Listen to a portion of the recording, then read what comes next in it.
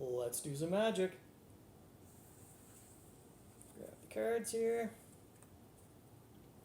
Now, if you're ever thinking about playing poker, you always want to kind of know what you have to be concerned about, especially if you're going to play for money. All right, so first thing, you want to make sure that you cut the cards. Make sure it's usually about halfway, kind of nestle the cards into each other. And I'm even doing it upside, some up, some down, just to make it really challenging to find cards. And we'll see that's still not really going to stop me from finding the cards that I want. So you definitely want to make sure that you're paying attention to when somebody's dealing the cards. So I can just cut again, and I'm at an ace. So in poker, aces are really good.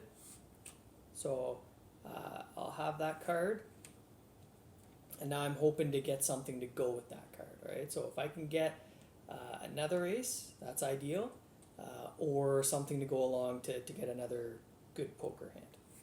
All right, but let's try and just get to that next ace, and there it is. All right, so now we've got ace of diamonds. So I'm up to 2 aces now, so I'm doing pretty okay. I could live with getting that hand every day in poker. Now, I want to try and get that third ace. So 2 is going to be great, but 3 really sets it apart. All right, so we can get a pair. Aces are really high, but 3 of a kind is pretty rare.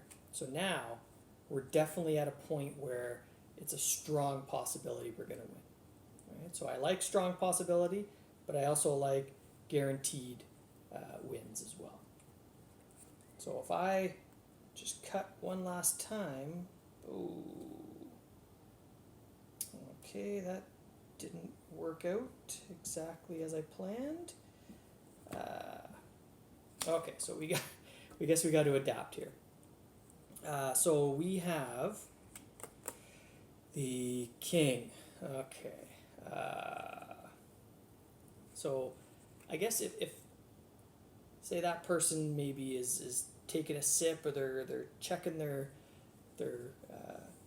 chips, maybe that person is having a chat with somebody and they're not paying attention, so we can get in and we can, once their concentration is kind of distracted, we can make use of that king. So I don't know if you saw, but you can go back if you didn't see, and I switched all the cards. So now, instead of 3 of a kind, we now have a 4 of a kind. So that makes it a much stronger hand. But we have to be careful. If we're not dealing, that can happen to us.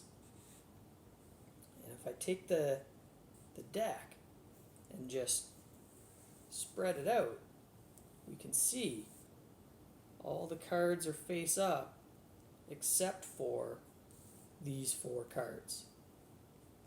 And if I pick those 4 cards up, they've got the red backs, we end up with the 4 aces. Right? So the dealer is able to put those cards wherever they want, and they could actually trick you into thinking that the kings are a great hand, bidding all your money. So a good rule of thumb is to check the backs and see. So you see that color? How that red, the kings, the red is a little bit different than the red of the aces. And so you can kind of tell which ones are which. And then if you compare those to the rest of the deck, it's even easier. Because the rest of the deck is all blue.